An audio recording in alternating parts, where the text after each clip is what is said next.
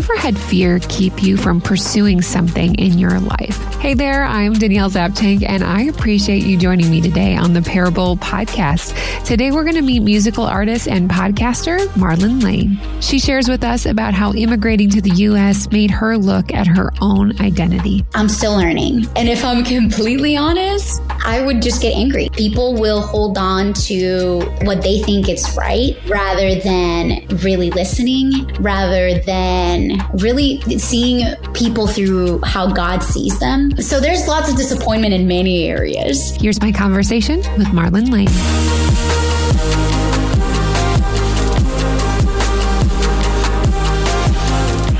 Thrilled to introduce you to one of my new friends, Marlen. And you are an artist, and you have a single. Is that what they call it these days? Yes, an EP? yes. I don't know. That is coming out this fall, and it is launched now. How does that feel to know that it is about to be birthed into the world? Nervous, but excited. Above all, I'm super excited and I'm eager. I'm just expecting with open-handed, just, hey, God, this is my obedience. This is like, you call me into this. Here it is. Here's my offering. And my hope and prayer is that everyone that listens to this song, that they are pointed back to Jesus. Do you remember like the first time that you felt called, like God said, I'd love for you to sing specifically for me? Yeah, very early on. The first time I ever sang on stage, I was 12 years old, and it was for the singing competition at my church, actually. Yeah. And it was the first time that I was challenged to do something. I was super shy when I was very young. And I was like, no way I can do this. And yet when I did it, there was something that clicked for me that it was like, wait, I actually do enjoy this. And I think a couple years later, when I officially started like worship leading, that's when I'm like, no, I'm made for this. There is something that happens in my heart that I am just deeply connected with the Lord when I get, there's a joy that comes when I do this. And yeah, I would say probably 13, 14 years old, it was clear to me, hey, this is how I'm going to serve the Lord. And I haven't been ever since. Tell me a little bit about what the writing process has been like for you. I mean, usually that can be quite long. And I don't know if you have other writers that write with you, or these are your own specific lyrics that you've wrote. How is that for you? That's actually a very deep question, because my first language actually is Spanish. So to go a little bit just context, I was born and raised in the beautiful country of Honduras in Central America. And while Spanish is my first language, I also had a very bilingual experience. Since I was in kindergarten, I started going to bilingual school. So I've grown up also with this duality of language as well. School, everything was in English. So from then on, like I had this bilingual experience. However, when it came to music and worship leading and songwriting, I had only done it in Spanish. So fast forward, at the age of 22, I immigrated and moved to the US, which was almost 7 years ago. And that time of songwriting felt like it had come to an end. Obviously, when back home, it's my home. I know everybody. I had a band.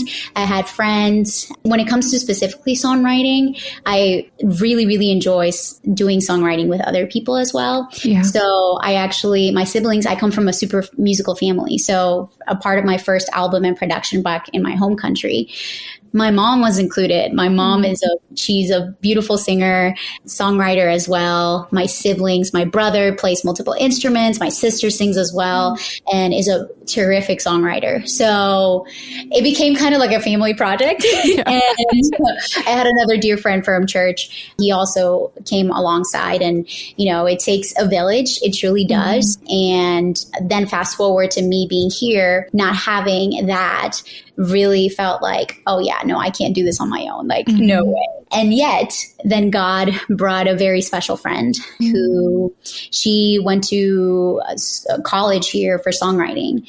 And through our friendship, she one day asked me, she's like, hey, have you ever considered writing in English? And I'm like, it intimidates me. Even though I'm fully bilingual, it's not my first language, but I do know that there are things that I do want to share. But I think fear has kept me from really pursuing it and really going after this part of my life that I was doing fully and very passionately and pursuing it.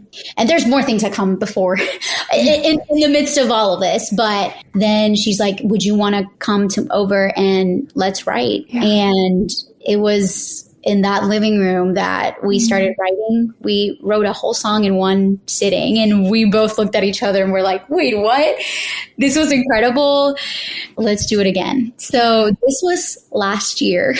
April or May of last year. And what started with one song, because then she was like, okay, let's make this a single. And I'm like, okay, yeah, let's do that. That sounds exciting. Initially, it was going to be one single, one song. And then we were like, wait, there's more. So then we're like, okay, how about we write 3 or 4 songs? And then it became an EP, which is an extended play. An EP, it's usually 3 to 5 songs max. So it's like a shorter production.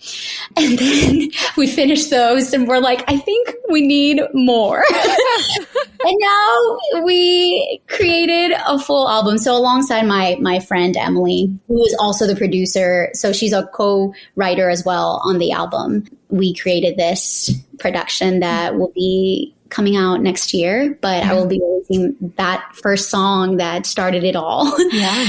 So that's how I started the songwriting process. Now, is it going to be recorded in English and Spanish, or will it just be kind of a mix of both? It's a mix of both. This is a very personal project. I get to share. This is how I've explained it to people that have been asking me about, this journey of creating music again. It's my story, my testimony in form of songs. And this is where I'm sharing, different seasons that I've walked through where the Lord has walked with me. So that's what this is. Beautiful. Marlen, I know you lead worship on Sundays, and I am always curious for those who are musical, those who lead worship, because that's literally their job. Is that your primary way of how you worship God, through song? Or has there been other things that you've started learning where you've seen like, oh, I really do worship God in this way, or this also intrigues me and encourages me differently? 1000%. I do believe that. I think the way that I express my worship to the Lord is primarily through song. But how He speaks to me is not only through music, but I will say prayer is one of those intimate places that I feel most connected with Him. And sometimes it looks like both prayer and singing. And I will have times where I pray and times where I sing, and obviously scripture for sure. So I think it also depends on the season. It depends on the season I'm in and where the Lord, just speaks in such various forms. But yes, definitely music is where it feels like home with the Lord. You said the word season, which sparks a question in my mind of like, sometimes depending on our season of life, we're kind of holding two things. I think that we hold the tension of things that are hard and things that are like, bring us joy. And so I'd be curious for you, what do you feel like in this season you're holding?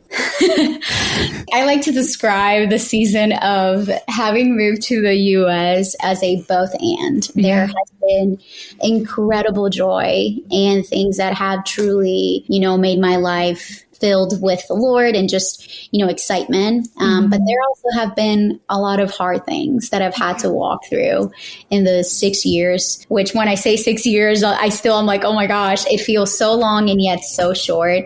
I think I have, in this season specifically, I am being obedient and stepping in obedience and faith, and like doing music, it really is obedience in this season. So if you would have asked me 2 years ago, I was in a very different place.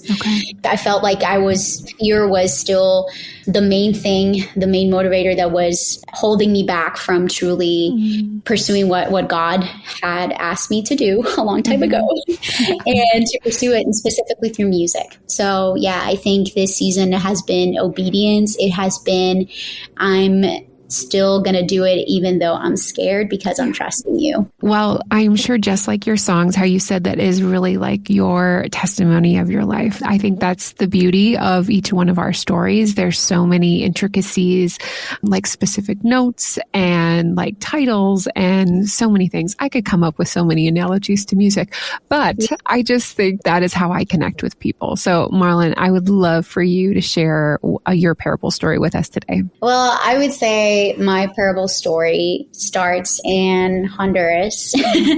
I grew up in a Christian home, and Jesus has always been a part of my life since I have memory.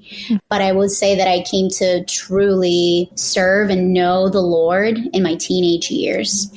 As I shared a little bit before, I immigrated at the age of 22. I think that up to that point, for those of you who do not have context, Honduras is considered a third world country. So there is lots of beauty that there is in my country. And there's also the very true realities that are hard.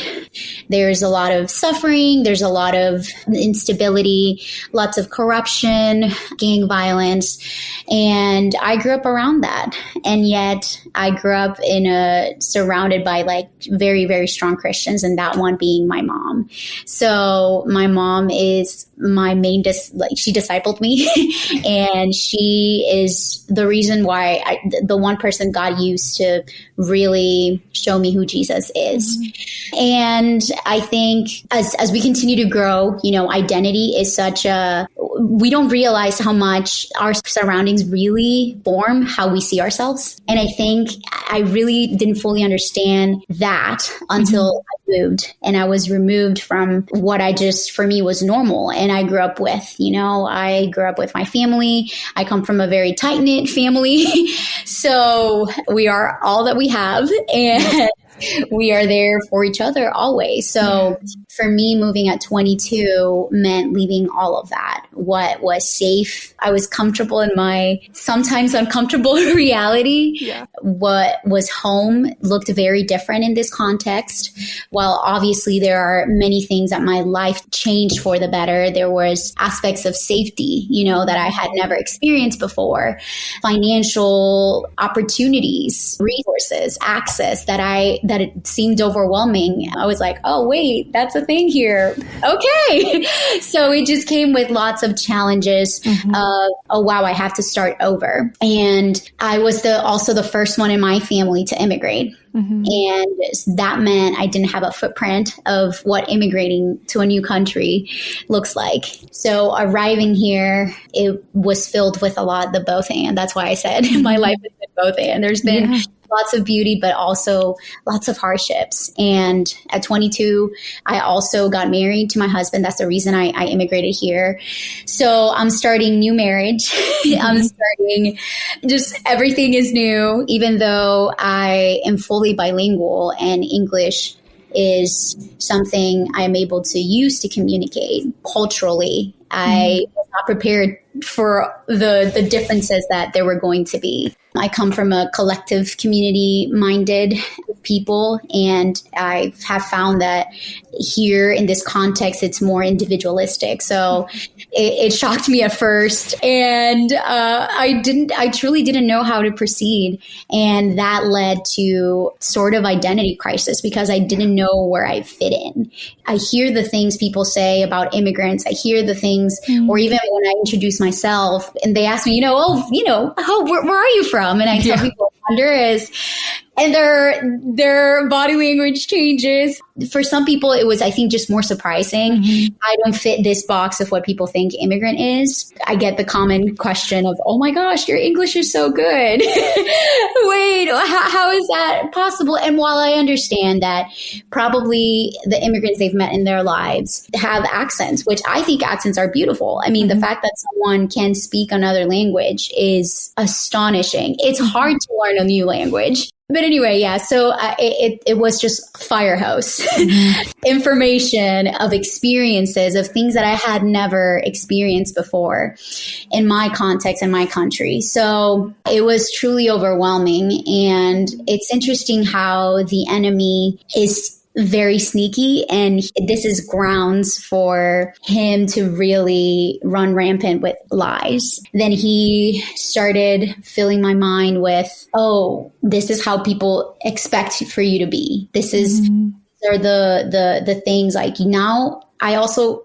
became a minority. When I was majority in my country, majority culture in my country, I become minority. I become Latina, all of these other identifiers that at first were so loud that it was easy for me to also see myself through that lens. I'm like, oh, then that means I'm not as good enough because that's what people are expecting. Yeah. Or the stereotypes that people have of immigrants, we're uneducated. So when I share I have a college degree and I had it and all of my education happened in my home country, it's this surprise of like, oh, we just thought, there is poverty and it's very extreme and it's in different contexts and levels than you see here. And yet there is lots of educated people too. There's lots of things that people are just surprised. And one of those lies, I think, it was also like, I am not good enough. I think at the core of everything that came out through like, well, maybe you're not smart enough. Maybe you're not talented enough. And I think that that's the biggest one, even though no one audibly told me you're less than this. Yeah.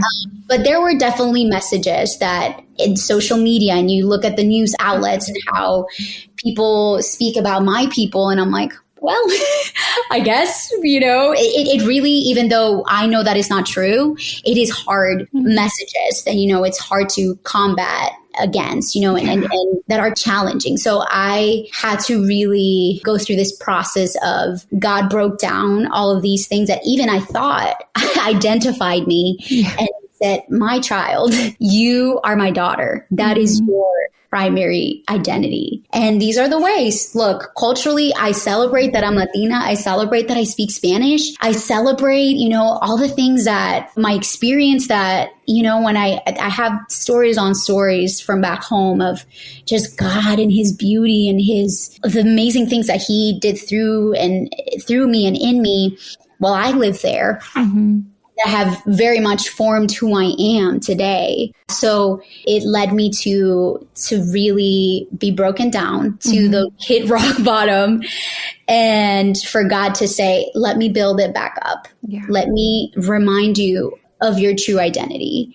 You are my daughter. You're not less than. You are intelligent because I created you. And it is not a mistake, the ways that I made you, the specific ways and unique ways in which I gave you skills and things. So I will say it was, again, and it's still a process. I'm still being, I think identity will be one of those things that we continue to walk through until he comes back. But I will say that now, 6 years later, I am in a much more secure place in who I am in Christ, of who he has called me to be, and specifically through music. I think that that's one of the biggest, I was very fortunate to connect to a church very quickly. And that was wonderful. And I was like, okay, so I can still serve God.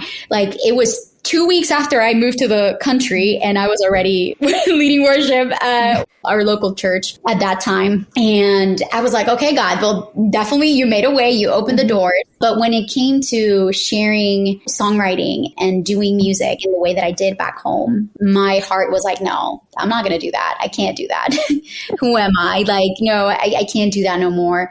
Have you seen the other people? Have you heard them? And I think comparison, and especially, I don't want to say especially, because we all deal with comparison in many different ways. But there is something about worship leaders and something about people in the music industry that is so visual that it's easy for us to compare. I mean, people do it. Even in church, you will hear people say, well, I like how this girl sings better than the other one. And sometimes they'll tell it to your face, which maybe they're doing with good intentions. But, comparison is just so visual and so palpable for us worship leaders and artists and people who are just creating art. And that's where we have to remember of our assignment and what God has given us. And I think God had to deal with a lot in my heart too. I think there was even a little bit of pride. I have to go back to starting over. Like, I don't know if I can, I don't even know if I have the energy, or I really don't know where to start. And then God had to really lovingly be like, I got you. Yeah. I'm going to provide for you. Where you think that you're lacking, I will provide for.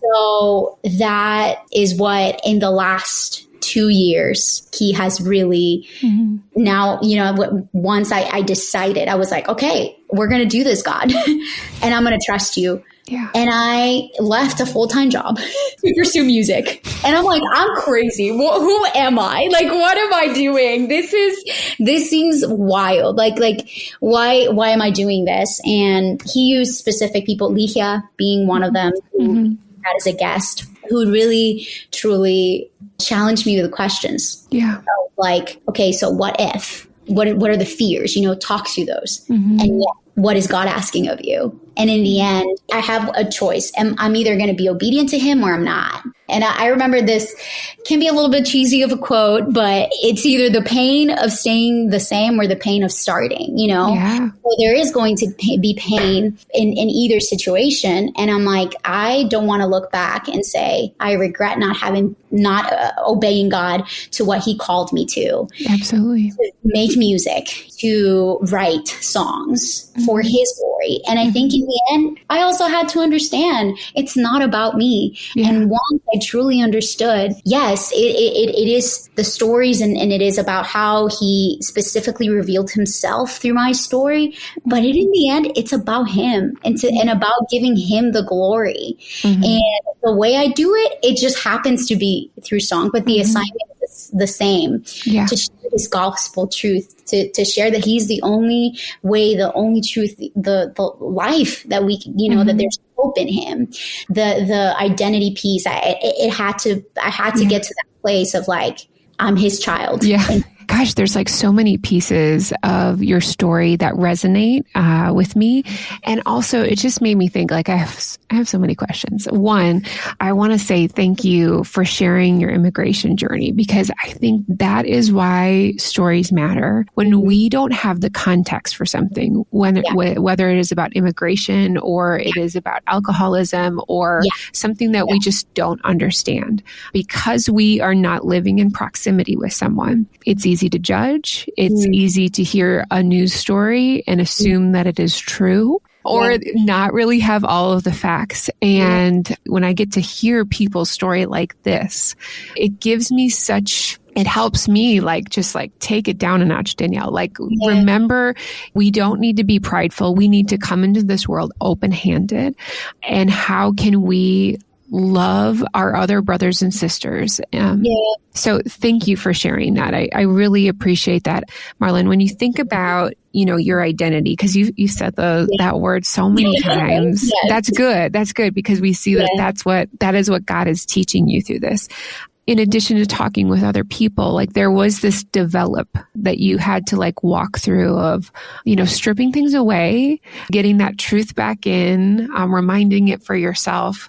What did you feel like was maybe some of the best pieces that you had to work through? What was that process like of development? Because, you said this was over the course of a good amount of years. I will be completely honest. I think the first 2 years, I went into this deep depression that I had never experienced anything like that. I was like, oh my gosh, I can't shake this off. I am feeling this deep sadness, but so deep that I don't even can comprehend, and it's not going away. So I remember looking at my husband and I told him, I think I need help. And I think it was the first time where I was like, so therapy is something very stigmatized in my culture. Yeah. So the idea of it was like, no, I don't need that, because I have God, right? And I think that's the misconception that I also was part of the journey, where God was like, no, I have given you other tools. And one of those happens to be therapy. Yeah. And let me tell you, it's great. So I will say the first step and the first thing God used in my story of, identity was therapy. And it took a while for me to actually start going to therapy. But once I did, oh man, the ways that God truly, it's a tool, right? Because in the end, he's the one that is bringing the healing and brought the healing. But he used it in a powerful, mighty way to help me connect things and trauma in my story that I had experienced, whether it was being in the church space. I'm also a pastor's kid. So, I am a gun survivor. I have experienced kidnapping. So like those very traumatic experiences that I didn't know how to cope with, my body and my mind were not equipped. I hadn't connected those two. So once I gained language to say, that was trauma. Because for me, even I normalized that. I'm like, oh yeah, no, we all experience that. Like, and when you grow up in my context and in my country, there are things that are just that are normal. You come here in this context, people are like, no, that's not normal. That's not, that's called trauma. And I'm like, okay. Let's give it language. But it truly gave me so much language, and it allowed me to connect the dots. Yeah. Of so many aha moments of like, oh God. So it was equally hard to connect those, but at the same time to trace God's hand and see God through all of it and be like, oh, and yet I was supposed to die. And yet you saved me, Jesus. Like, I'm not supposed to be here. I'm a miracle. You're a miracle worker. Like when we talk about miracles, I'm like, I'm a miracle. I'm not supposed to be here. I was supposed to be dead 9 years ago. So I'm so appreciative, and I'm a huge advocate of therapy. So I think that was one of the first pieces. Yeah. But then I will say the other specific thing he used was community. And there was one specific Bible study that we were walking through with a group of friends. Yeah. And this was almost 3 years ago. And it was about Jesus and women. And there was something with that study in particular. My husband and I had just walked away from one of the churches, and there was a lot of disappointment too. There that we were walking through that again shook me a little bit and was like, oh, okay, here comes like identity, being attacked and just in those manners of like, oh, what is this? But there was something specifically that God did through that Bible study that he just like opened my eyes like, no, we can't put our hope in people. Like, look, there's no perfect church. There's no perfect leaders, but Jesus, and you will find the way. So I think it was like just a fire reignited in my heart that really led me to pursue him deeper, to really, I think I landed on a place of like, I no longer put my hope and my faith of calling myself a Christian attached to anything but him. Yeah. So once I separated, like my faith in Jesus is not dependent on people, because people will always disappoint me. Yes. People will always fail me. Yeah. Even my husband, I love him. And look, that man loves me well. And he is an amazing husband, but he also fails me. Or my mom and my family, like they love me deeply, but nothing compares to God's love. And I think that me walking that out, and then pursuing him. So then I think that from that consistent pursuit is where he continued to, okay, you're walking with him. I'm seeking him. I'm pursuing him. We always all have hardships, but now it's easier for me to go to him first when I am walking through all of that. That's so interesting. I was just talking to another beautiful Latina woman the other day, and in her story, she used literally the exact words. She did not want to go into therapy or counseling because of her culture. It was disgraceful. It wasn't, you don't need that. I find that so interesting, but I would say the same goes for me. Probably like 5-10 years ago, I would have been like, I don't know. As a Christian, like, is that necessary? We have God. So that mindset has definitely shifted. I would also be just curious, you brought up the word pride. What was that like, kind of just stripping that back? Because, we come into this world as humans and just submitting ourselves to God daily, hourly, minutely. I don't know. It is a challenge. Why is that so difficult? Maybe for you, or as you have like walked through this journey, like why does pride just keep coming up over and over? That's a really, really good question. I would say for me personally, one of the reasons I mentioned pride is because I think that sometimes we can assume pride can only come out in very abrasive ways. Like we a prideful person, we think of someone that's stuck up and just going to have this air to them. But for me, how pride was revealed is in fear and insecurity. And I truly, at first, didn't know how those two connected, but I'm like, me being prideful that I am not pursuing who God created me to be, who he says I am. And insecurity can be a form of pride because we are not walking either in who we are, because we're comparing ourselves and we're seeing other people's gifting. We're seeing, oh, she sings better than me. Or in what I think better is, right? Because better is very subjective. But yeah, even comparison is a form of pride, because it's attached with entitlement of like, well, I should sound better. Well, I should have that. Why don't I have that?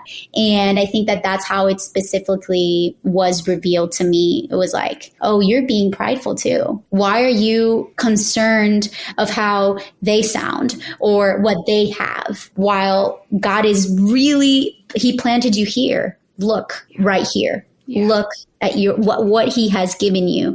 Look at the things and where he's leading you. So I would say that in those ways, definitely pride has revealed itself. Comparison, just entitlement of like, well, this is where I should be. This is where, why hasn't it, happened this way? And that's prideful. It's not a humble approach of living open-handed, but living like close-handed and wanting for things to be so badly the way that I want them to be. But not how God wants them to be. But it takes humility to admit that. It takes us to remove ourselves from us getting in the way of ourselves and truly see Jesus for who he is and for who I am in him and what he is calling me to. Marlen, you talked about disappointment earlier. And I just think, as you immigrated into the U.S., there is some disappointment, just like what you expected. For sure. How other people speak to you and just how things have transpired. Two things. How do you deal with that disappointment? And secondly, what do you wish people would know as you immigrated that you're just like, there is such this like disappointment factor in it because of how people respond to you that you just wish like, if you just knew this, I think you would change your perspective? Well, to answer your first question, I'm still learning. Disappointment. And if I'm completely honest, I would just get angry. Yeah. Honestly, it's like, wow, people will hold on to what they think is right rather than really listening, rather than really seeing people through how God sees them. So there's lots of disappointment in many areas. Yeah. But I will say the biggest one is bringing it to God. Because at first it's like, I just want to tell everybody, this is wrong. This is terrible. And believe me, I have. It's not as gracefully as I would have wanted to. Yeah. However, now I walk with, again, a different understanding of who I am. And now I am more equipped to ask questions. I think the biggest thing, especially if it's disappointment within a specific situation outside of me and my husband or my family, I have the hard conversations. Yeah. I have asked the questions because sometimes I think it's easy to assume of like, okay, well, this happened and they said it with this intention and they meant to hurt me. And now what I'm learning and continuing to hopefully, walk out is, hey, you said this. What did you mean by that? Okay. What was the intention? Maybe I misunderstood. And it has led to great conversations where it allows the person to really think through, oh, why did I even say that? Which it happens a lot especially within the immigrant community. Just there's assumptions that happen everywhere. And at the same time, I'm learning not to take it so personal. One thing that I always ask the Lord, give me a thick skin, but a soft heart. Because I don't want, as I harden my skin, for my heart to be hardened as well. No, I want a thick skin, but still still a soft heart. Yeah. I always want to understand and see. And I think I also learned this from my mom. My mom would always, even when we would be disrespectful or we would do something wrong, she would first correct, but then she would say, come here, let's talk. This is just a symptom to a root issue. So I think that it's allowed me to say, well, this person said this, but there's a reason why they said it. Yeah. Where in their story or why there must be a specific thing that led them to either react that way or to say the specific thing. Yeah. So to getting to know and kind of disarm that from assumption and anger to a place of like curiosity and for me to not assume either.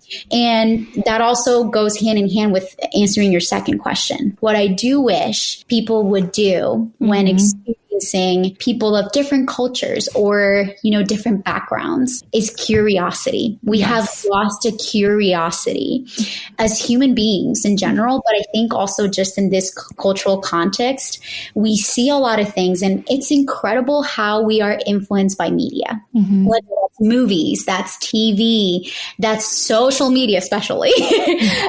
There's so many people sharing so many things that it can be overwhelming to the point that we ask ourselves, what is real and what is not real, right? And this is where I have learned through many different ways. There is nothing information can just take you as far, but there's nothing like relationship and proximity. Like relationship and proximity would take information to deeper levels than what, you would expect.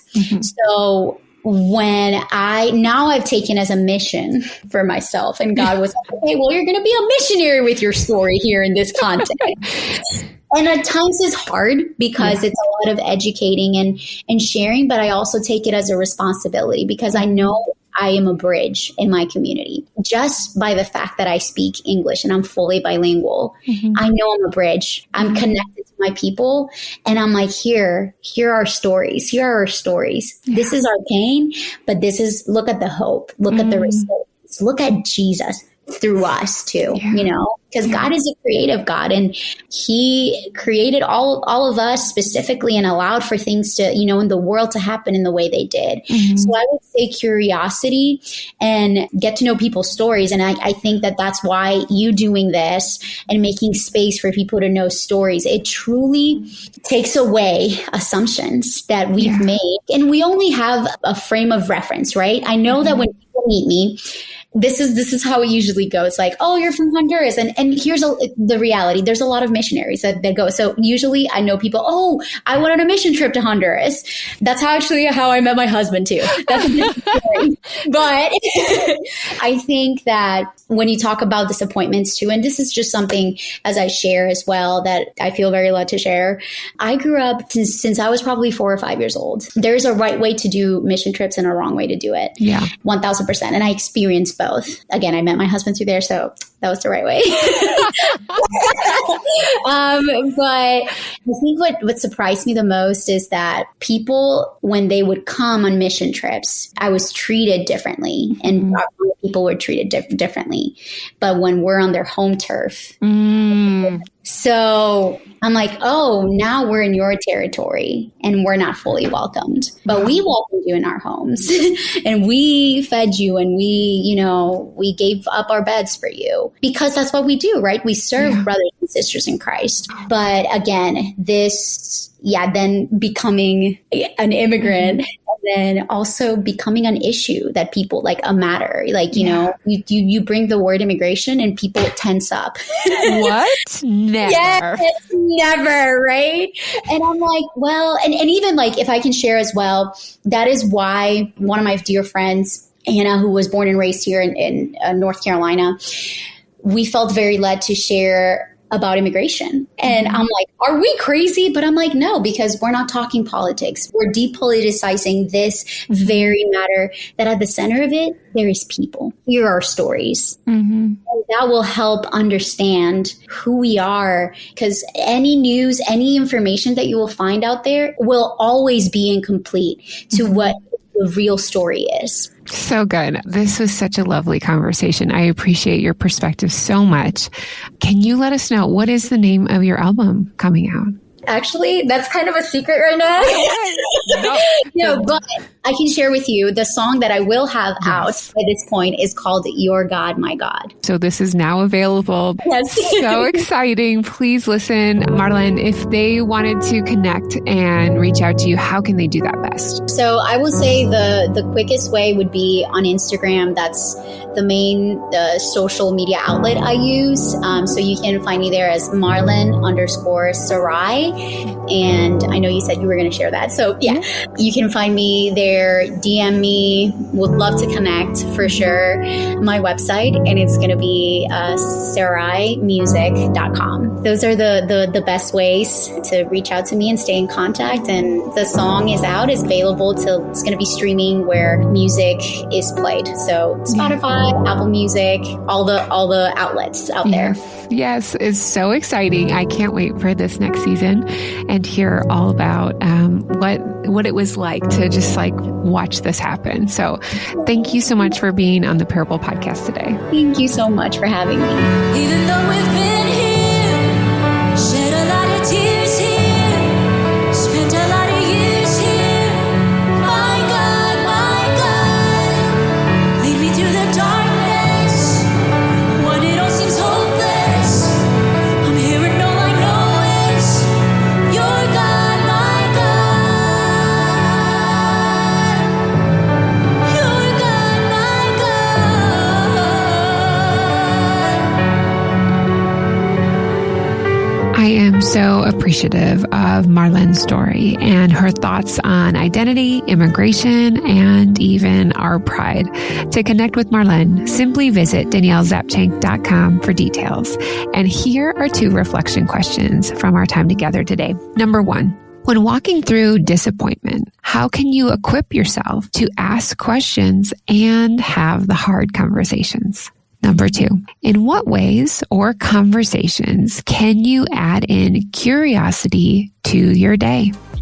As always, the editing skills that go into the production of the Parable Podcast are all my husband. Thanks, babe. We appreciate you so much. I am so grateful that you took the time to spend it with me. Remember, your parable showcases how God uses fear so we can obediently step out in faith. We'll see you back again next week on the Parable Podcast.